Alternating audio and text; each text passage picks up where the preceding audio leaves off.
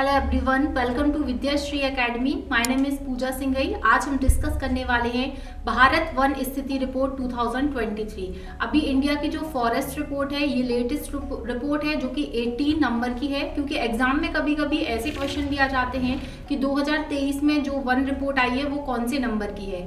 तो ये कौन से नंबर की है? 18वें नंबर की है, ये आपको याद रखना है। तो हाल ही में पर्यावरण, वन एवं जलवायु परिवर्तन मंत्री जो हैं भूपेंद्र यादव, उन्होंने वन अनुसंधान संस्थान देहरादून में भारत वन स्थिति रिपोर्ट 2023 का विमोचन किया है। अब आपको यहाँ पर जो हाईलाइटेड पॉइंट हैं उनको याद रखना पड़ेगा, क्योंकि आपसे क्वेश्चन ऐसा भी पूछा जा सकता है कि वन अनुसंधान संस्थान कहाँ पर स्थित है? देहरादून में स्थित है।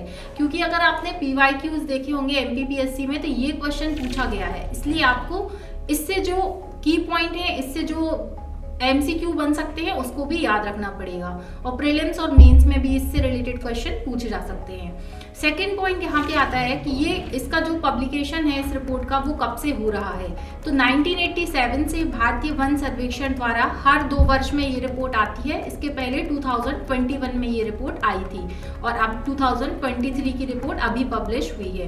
तो ये पॉइंट आपको याद रखना है। अब इस रिपोर्ट को बनाने में कौन कौन से एलिमेंट को लिया जाता है, किन किन बेसिस पे इस रिपोर्ट को तैयार किया जाता है, अब हमें ये समझना होगा। तो हमें वनावरण मतलब वनों का जो पूरा आवरण है, वृक्ष आवरण कि उसमें वृक्ष कितने हैं, कक्ष वनस्पति आवरण जो कक्ष में जो है जो वनस्पति है उसको, और भारत में वनों का कार्बन स्टॉक कितना है, और कितनी ऐसी घटनाएं हुई हैं, ऐसे इंसिडेंट हुए हैं जिनके कारण वनों का क्या हुआ है, विघटन हुआ है या वनों में आग लगी है, उसको भी शामिल किया जाता है। और कृषि वानिकी, ये कुछ पैरामीटर्स हैं जिनके आधार पे ये पूरी रिपोर्ट बनाई जाती है।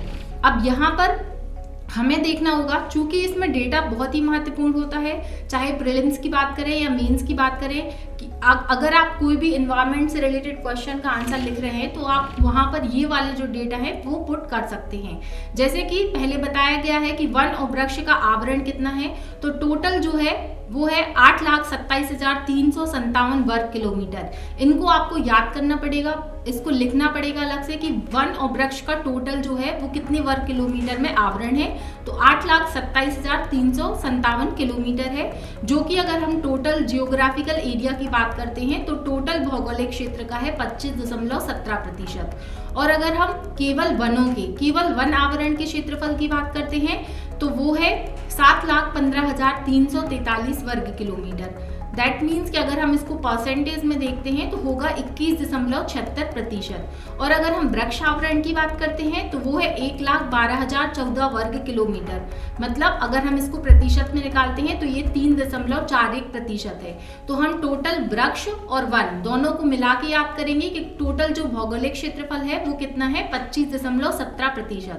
तो ये महत्वपूर्ण आंकड़ा है जिसको हमें याद करना पड़ेगा। अब सबसे महत्वपूर्ण यहाँ पर बनता है कि अधिकतम ग्रोथ कौन कौन से राज्यों में हुई है। तो हमें वन और वृक्ष दोनों को हम एक साथ लेकर चलेंगे यहाँ पर कि वन और वृक्ष के आवरण में जो वृद्धि हुई है तो वो 4 राज्य कौन कौन से हैं। वो है, पहला राज्य है छत्तीसगढ़, उत्तर प्रदेश, उड़ीसा और राजस्थान। तो आपको याद करनी पड़ेंगे सीक्वेंस से कि सबसे ज्यादा वृद्धि कहाँ पर देखी गई है, तो वो छत्तीसगढ़ में देखी गई है, उसके बाद यूपी और फिर उड़ीसा। एटलीस्ट 3 आपको सीक्वेंस से याद होने चाहिए। आप कुछ इसकी ट्रिक भी बना सकते हैं, जैसे कि CUO राज, मतलब आपका कोई फ्रेंड है, आप उसको CU बोल रहे हैं, ओ राज, तो ऐसे कुछ याद कर लीजिए आप कि छत्तीसगढ़, उत्तर प्रदेश, उड़ीसा और राजस्थान, तो आपको ये याद हो जाएगा। तो वन और वृक्ष में हमने क्या याद किया, 4 कौन कौन से स्टेट है, सीक्वेंस आपको याद होना चाहिए, CUO राज, तो छत्तीसगढ़, सेकेंड है यूपी, थर्ड है उड़ीसा और फोर्थ है राजस्थान। इसके बाद हम बात करते हैं वनावरण में अधिकतम वृद्धि दर्शाने वाले 3 राज्य कौन कौन से हैं। तो इसके पहले हमने वन और वृक्ष को देखा है, लेकिन अब हम जो बात करने वाले हैं वो वनावरण की है। तो वनावरण में बात करते हैं तो सबसे पहला नाम आता है मिजोरम का, फिर है गुजरात और उसके बाद आता है उड़ीसा। अब ये थोड़ा सा आपको क्लासिफाई करना पड़ेगा इसको कि वन और वृक्ष में कहाँ पर अधिक ग्रोथ हुई है और वनावरण में कहाँ पर ग्रोथ हुई है। तो मिजोरम, गुजरात और उड़ीसा, इसको भी आप कुछ ऐसा बना लीजिए कि MG से गुजरात तो MGO से आप याद कर सकते हैं कि वनावरण वाला है, और हमने वन और वृक्ष को कैसे याद किया था, फिर से रिपीट कीजिए उसको, CUO राज। तो इस तरीके से आप इसको याद कर सकते हैं।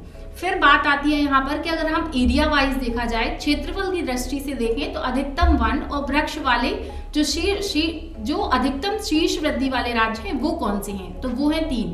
अब चूंकि मध्य प्रदेश ने इसमें टॉप किया है, इसीलिए एमपी के जितने भी एग्जाम है, चाहे वो वनडे एग्जाम हो या फिर स्टेट पीसीएस का एग्जाम हो, वहां पे ये क्वेश्चन पूछा जाता है कि क्षेत्रफल की दृष्टि से सबसे अधिक वन और वृक्ष आवरण वाला राज्य कौन सा है, तो वो है हमारा प्यारा मध्य प्रदेश।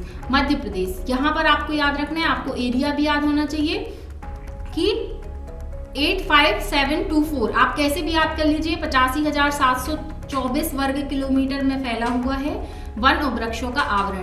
तो एमपी अरुण, अगर आपने लास्ट ईयर की रिपोर्ट याद करी होगी तो आपने ऐसे याद किया होगा कि एमपी अरुण अच्छा, बट इस बार जो है वो है मध्य प्रदेश, अरुणाचल प्रदेश, और जो थर्ड रैंक है उसमें चेंजेस आया है क्योंकि थर्ड रैंक अब महाराष्ट्र ने ले लिया है। तो अब आपको याद करना है, लेटेस्ट रिपोर्ट के अकॉर्डिंग जो एरिया वाइज अगर हम देखें, सबसे अधिक वन और वृक्ष कहाँ पर देखने मिलेंगे, सबसे अधिक मध्य प्रदेश में, इसके बाद आता है अरुणाचल प्रदेश का नाम और फिर आता है महाराष्ट्र का नाम।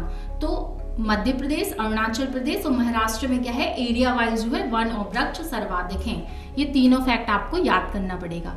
इसके बाद बात आती है वन आवरण प्रतिशत की। तो यहाँ पर अगर वन आवरण के प्रतिशत की बात करते हैं तो जो लक्षद्वीप है, लक्षद्वीप में 91.33% पे क्या मिलेगा, वन मिलेगा। अगर आप लक्षद्वीप कभी घूमने जाएंगे तो आप ये चीज़ नोटिस भी कर सकते हैं कि वहाँ पर आपको बहुत अधिक हरियाली देखने को मिलेगी। और उसके बाद आता है नॉर्थ ईस्ट वाला राज्य मिजोरम। चूंकि मिजोरम में आपने ग्रोथ में भी इसको पढ़ा हुआ था, तो लक्षद्वीप और मिजोरम, लक्षद्वीप में बात करते हैं तो 91% मिलेगा और मिजोरम में बात करते हैं तो 85% मिलेगा। चूंकि इस वाले जो रिपोर्ट है इसमें बहुत सारे डेटा है, इसलिए आपको 2-3 बार एटलीस्ट वीडियो को देखना पड़ेगा, डेटा को लिख के देखना पड़ेगा, तभी आपको सारे डेटा याद हो पाएंगे। और थर्ड आता है अंडमान निकोबार द्वीप समूह का। प्रतिशत याद करने की जरूरत नहीं है, केवल हमें याद रखना है कि पहला है लक्षद्वीप, इसके बाद आता है मिजोरम और उसके बाद आता है अंडमान और निकोबार द्वीप समूह। तो ये हमने इसके जो है 1% एरिया वाइज कौन है, कहाँ पर अधिक वृद्धि हुई है, उसको पढ़ लिया है। इसके बाद आता है कुल भौगोलिक क्षेत्रफल की तुलना में वन आवरण प्रतिशत वाले शीर्ष वृद्धि राज्य कौन से हैं। तो इसमें भी वही है, लक्षद्वीप, मिजोरम और अंडमान निकोबार द्वीप समूह, जो हमने पहले डिस्कस किया है। फिर अगर हम 19 राज्य और केंद्र शासित प्रदेशों में 33% से अधिक भौगोलिक क्षेत्र वनावरण के अंतर्गत आता है, जो कि ऐसा माना भी जाता है कि 33% से अधिक जो भौगोलिक क्षेत्र है वो किसके अंतर्गत है, वनावरण के अंतर्गत आता है। और इसमें से 8 राज्यों में और केंद्र शासित जो प्रदेश है उसमें 75% से अधिक वनावरण है। तो ये भी आप याद रख सकते हैं। फिर ये बहुत सारी लिस्ट दी गई है कि मिजोरम, लक्षद्वीप, अंडमान निकोबार, अरुणाचल प्रदेश, नागालैंड, तो ये सब आपको याद नहीं रखना है क्योंकि इसमें अगर आप सारे नाम सीक्वेंस से याद करोगे तो इसमें कंफ्यूजन हो जाएगा। इसके बाद कुछ अतिरिक्त इसमें फैक्ट दिए गए हैं जो कि अलग से आपसे पूछे जा सकते हैं कि कुल अगर कच्छ वनस्पति की बात करते हैं तो वो कितना किलोमीटर में फैला हुआ है, 4992। तो ये भी हमें डेटा नहीं याद करना है, इसको केवल आप ये याद रखना कि जो कच्छ वनस्पति वाला है उसको इसमें इंक्लूड किया जा सकता है। फिर बांस आधारित जो क्षेत्र का विस्तार है वो कितना है, तो वो इसमें बताया गया है। और अगर हम पिछले 2021 की रिपोर्ट से कंपेयर करते हैं तो जो टोटल एरिया है बांस का उसमें भी वृद्धि हुई है, बस इतना याद करना है। फिर आता है कार्बन स्टॉक। तो कार्बन स्टॉक से आपको क्या समझ आ रहा है कि कार्बन स्टॉक क्या है कि जो भी पेड़ पौधे हैं वो क्या है, उनसे हमें क्या मिलती है, ऑक्सीजन मिलती है और वो क्या करते हैं, CO2 को एब्जॉर्ब करते हैं। तो उनको कार्बन स्टॉक का वितरण बताया गया है यहाँ पे कि कैसे कैसे किया गया है। तो अगर हम वनों में देखें तो जो कुल कार्बन स्टॉक है वो 7285 मिलियन टन अनुमानित है। तो ये अनुमान लगाया गया है। और अगर हम कंपेयर करते हैं 2021 की रिपोर्ट से तो देश में क्या हुआ है, कार्बन स्टॉक में 21.5 मिलियन टन की वृद्धि हुई है, क्योंकि सरकार जो है अभी वृक्षारोपण को लेकर के बहुत अधिक कंसर्न जता रही है और हर एक शहर में कोशिश की जा रही है कि वनों को कटने से रोका जाए। इसके लिए बहुत सारे अभियान चलाए जा रहे हैं। अगर आपको पता है कि लेटेस्ट जो है मध्य प्रदेश सरकार के द्वारा और सेंट्रल गवर्नमेंट के द्वारा वृक्षारोपण के लिए कौन कौन सी स्कीम चलाई जा रही है तो आप कमेंट बॉक्स में लिखकर बता सकते हैं। फिर भारत की अगर हम कार्बन स्टॉक की बात करते हैं तो वो 30.43 बिलियन टन CO2 के समतुल्य तक पहुंच गया है। तो ये भी काफी अच्छा आंकड़ा है। तो ये आपको याद रखना है। 2030 तक आपसे लक्ष्य पूछा जा सकता है कि 2030 तक भारत ने कितना लक्ष्य रखा है। तो वर्ष 2030 तक 2.5 से लेकर 3.0 बिलियन तक का टारगेट इसमें रखा गया है। फिर बात करते हैं कि औद्योगिक काष्ठ उत्पादन, क्योंकि ऐसा तो नहीं है कि केवल वृक्ष आपको छाया देते हैं, फल देते हैं, उसके अलावा अगर हम इंडस्ट्रियल पर्पस से भी देखा जाए तो काफ़ी महत्वपूर्ण होते हैं, मेडिसिनल पर्पस से भी होते हैं। तो पेड़ों के जो है वो बहुत सारे फायदे होते हैं, वो सब तो आप जानते हैं। तो यहाँ पर चूंकि औद्योगिक काष्ठ उत्पादन को बताया गया है, इसलिए हम ये याद कर सकते हैं कि इसका उत्पादन 91.5 मिलियन घन मीटर अनुमानित किया गया है। तो ये सारा जो डेटा है अभी हमने जो डिस्कस किया है वो भारत की वन स्थिति रिपोर्ट कौन से नंबर की, हमने जैसे कि स्टार्टिंग में बताया था 18 नंबर की रिपोर्ट है, 2023 से प्रकाशित, 2023 का प्रकाशन अभी आया है।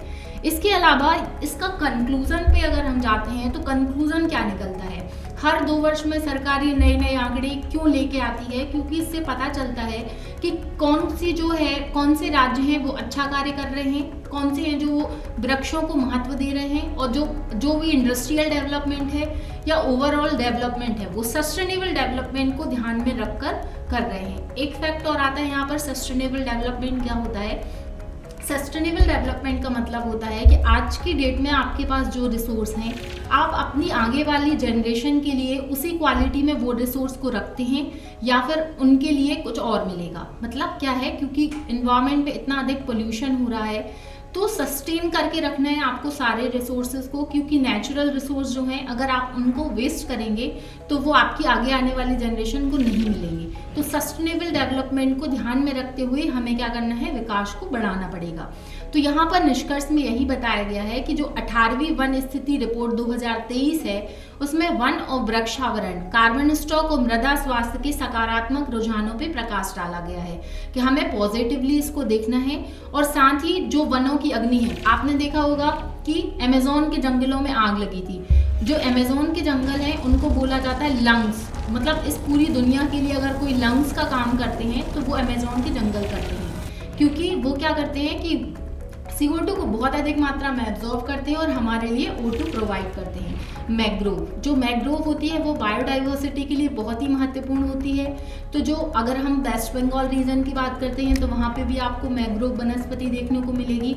उसके कारण बहुत सारे जो मैराइन बायोडाइवर्सिटी है उसकी जो है लाइफ उसी पे सर्वाइव करती है, तो उनको भी क्षति पहुंचती है। तो ये भी हमें ध्यान में रखना पड़ेगा। तो हमें वनाग्नि और मैंग्रोव की जो चुनौतियां हैं उनका समाधान वृक्षों से मिलेगा, ये चीज बताया गया है। और एक और यहाँ पर आता है term Paris convention. Paris convention क्या है, 3 मार्कर में ये क्वेश्चन पूछा गया है और प्रीलिम्स में भी क्वेश्चन पूछा गया है। तो पेरिस कन्वेंशन एक ऐसी ट्रीटी है जिसमें ये ऑब्जेक्टिव रखा गया था कि जो भी इंडस्ट्रियल डेवलपमेंट है उसको इतना बढ़ाना है कि वो 2 डिग्री सेल्सियस इंक्रीज ना करे। आप देखते हैं कि हिमालय पे लगातार बर्फ पिघल रही है, ग्लेशियर पिघल रहे हैं, बहुत सारे कंट्री ग्लोबली ऐसे हैं जिनका अस्तित्व खत्म होने वाला है क्लाइमेट चेंज की वजह से।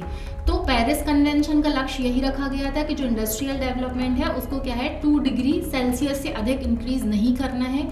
तो पेरिस कन्वेंशन और बॉन चैलेंज जैसे जो क्लाइमेट चेंज के मुद्दे हैं उनको भारत के साथ प्रतिबद्धता को लेकर रखना है और वृक्षों को बचाने के लिए, पर्यावरण संरक्षण के लिए अनवरत प्रयास करना है। तो ये कंक्लूजन था। आप अपने आंसर राइटिंग में भी अगर आप एनवायरनमेंट पे कोई ऐसे लिख रहे हैं तो ये कंक्लूजन आप वहाँ पर लिख सकते हैं। तो इस तरीके से ये आंकड़े याद करने पड़ेंगे आपको 2-3 बार रिवाइज करना है, अपना खुद का ट्रिक बनाना है कि कैसे ये हम इसको याद कर सकते हैं। आप जहाँ भी पढ़ाई करते हैं वहाँ पर ये चार्ट लगा सकते हैं ताकि आपको याद हो जाए।